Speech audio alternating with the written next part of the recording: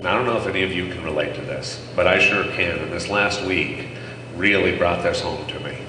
So this is a really, really personal, heartfelt, and I ask you to bring yourself into that place where you have felt this way at some point. Now here's a glimpse into what I see happening next. Remember those invisible strings that connect us? When we experience intense emotions, it's like pulling on those strings. Hello? Hey, Francis. You've been on my mind for a while now. Lizzie? I just had to give you a call and see what's going on. Steph, thanks so much for calling. I can really use a friend right now. Of course, Francis. I'm always here for you. What's going on? Now, sometimes if they're paying attention, the people that really care about us, that are on the other end of our invisible strings, can feel us tugging on those strings and give us a call to see what's up. And sometimes they show up at the door. Carl, I'm so happy to see you. I'm happy to see you too. You've been on my mind lately, and I just felt like you needed a hug. So here I am.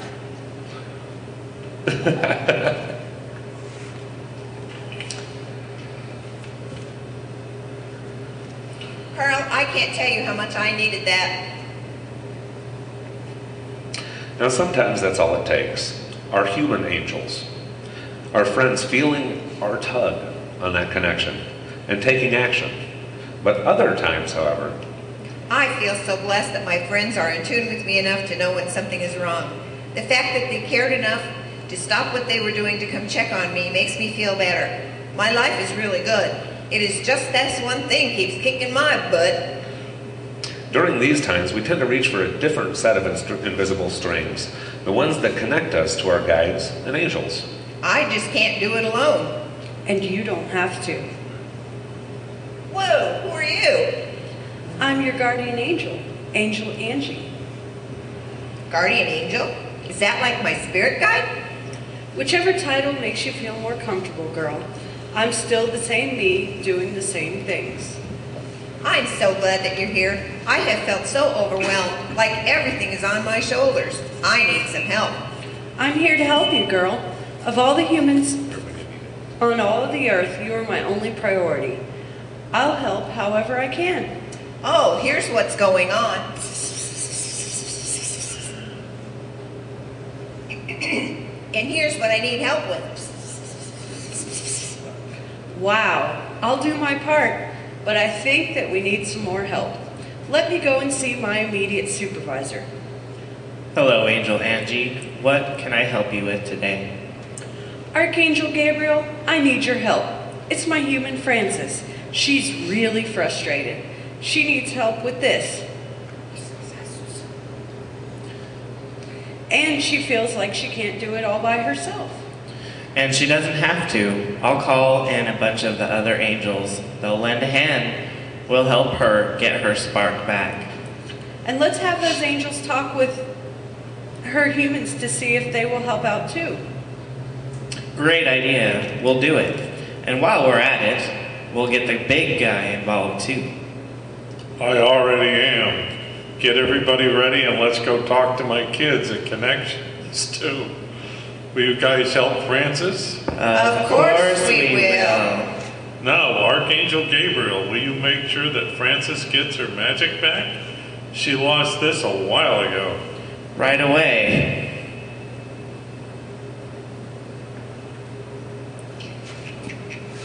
Here you go. Thank you so much, everyone. When you look back on this, cut yourselves some slack. Remember, I call you all my kids, not my grown-ups.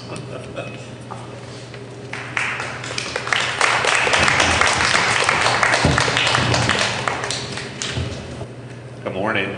Good morning. Like I said during the part of the skit, no one is immune.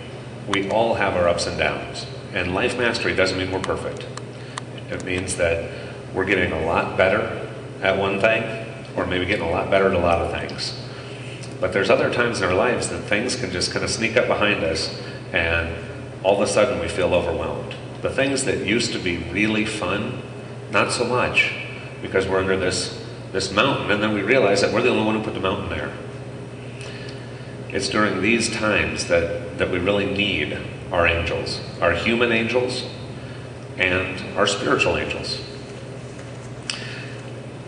Now, I find it interesting. I believe strongly in synchronicity, that the universe weighs nothing, and there are perfect and divine timing to all things. So I find it interesting that as I was preparing this week's sermon on what I wanted to, I was already had it about 2-3 weeks ago, said, oh, this one's going to be on angels and archangels and all these things. I said, yeah, right on. And I really started formulating my thoughts based on an intellectual pursuit. Let me study the archangels. Let me tune into my meditative space and go meet them and go talk to them and see what they do and how they do it. And this is all good stuff. We're going to touch on it. But what was more important is what's going on in your life. What was going on in my life. And having some help, knowing that not only somebody has your back, like your earthly angels, your friends, of you got my back, I need some help, but also seeing and feeling those guides and angels, those guardian angels, and knowing that if they get overwhelmed, that they've got a whole bunch of folks they can call in too. Now the word angel just means messenger. That's it, from ancient Greek. Angelos, I believe was, and it just means messenger or messenger of God. And some of their duties, besides delivering messages, were protecting and guiding human beings and carrying out God's other tasks. Most of the time, angels are depicted as a human form with wings in the back and a halo. But to me, some of the interesting parts of all this is not only what do we see, what do we believe, but why do we believe it? And, for example, like the halo, right? How many people know the angel with the wings and the halo, right? If we were to draw it out, pass them around, and to me, I look at like we talked earlier when I went to go speak at the United Nations and got to talk to all these folks from all these different traditions and seeing what they believed and why they believed it. Wasn't a one-size-fits-all or one-trick pony of everything has to fit into this or this or this or this. We honor wherever you're at. And so the halo was actually a tribute to the pagan god Helios, when the early Christians were converting the pagans and said, hey, you need to come be Christian. And they said, okay, well, we believe in the sun god Helios, and we don't see that here. And they said, oh, well, here, we'll put a light behind these folks' head. That's a halo. Oh, Helios, yeah, I know him, and within a generation they've converted. And so we can look at not only the angel from the standpoint of the human figure with the wings and the little halo, but we can also see some of its roots in early Christianity and early pagan beliefs and all these things, not from a right-wrong standpoint, but just kind of that's where that came from, that's where that came from, that's good stuff. Now, one of the coolest things that I find, when especially I tune into and I work with some of the archangel energy, is they cross a lot of the boundaries of traditional religions. The same archangels appear in the Bible, the Quran, the Kabbalah, the Torah.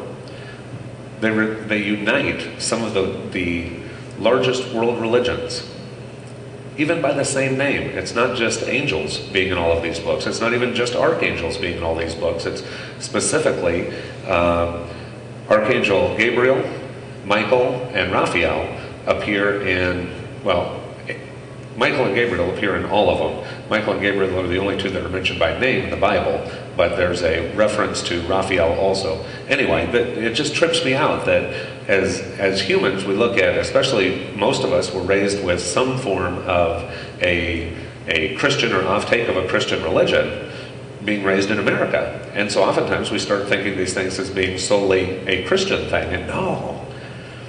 To me, it's amazing because God crosses all the boundaries, but so do the angels, so do the archangels, with the energies that they bring in. And that is just so cool. And so angel means messenger, and an archangel is just a high-ranking messenger. They're the angels who are sent with the most important messages. Now, many think of an archangel as being the strongest or more powerful of the angels. And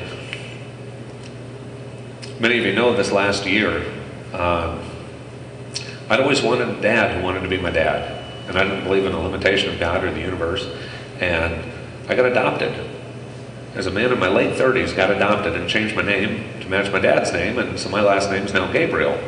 Now, with the work that I do, being a psychic and a medium and these sort of things, and being in touch with the folks on the other side, gosh, you can bet I was working all kinds of what I could to connect with that archangel, that Gabriel energy, as I was about to inherit that namesake. And it's just amazing stuff. And then this time of year, the Christian time of year, the Christmas time of year, that as an angel is a messenger, that God had asked Gabriel to go tell Mary and Joseph that Jesus was coming. This was the same angel or archangel, Gabriel, that foretold of John the Baptist and had some of the just amazing messages. Now that's inside of the for lack of a better term, the Christian tradition, but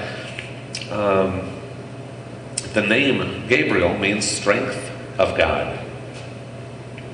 Strength of God. Gabriel's thought to be the archangel that's in charge of messages, visions, prophecy, and childbirth. It's the only archangel who is depicted as being both male and female. Depending on which things you're reading or seeing, it shows as masculine or feminine. Now, in the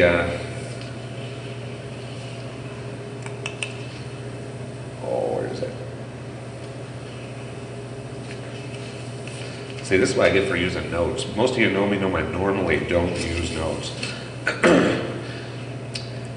To the Muslims, it was Archangel Gabriel who delivered from God the Quran to Muhammad.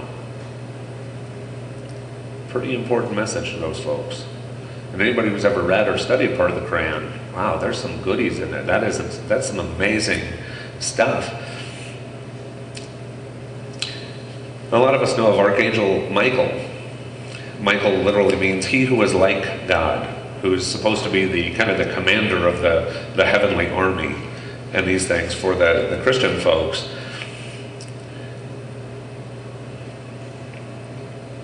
For the Muslim folks, they say that Archangel Michael is in charge of the plants and the rain. Now this is just kind of a Cliff Notes version of some stuff, but it's letting us know that when we need help, and we've got our guides, we've got our angels, and their only priority is us, then we've got some archangels who are in charge of maybe bigger or more broad kind of things, and we can call in their help. So Archangel Gabriel means messenger, means the strength of God. Gabriel is in charge of messages, visions, prophecy. So if you're working on opening up your third eye, you can welcome in Gabriel's energy to help you open up those intuitive gifts.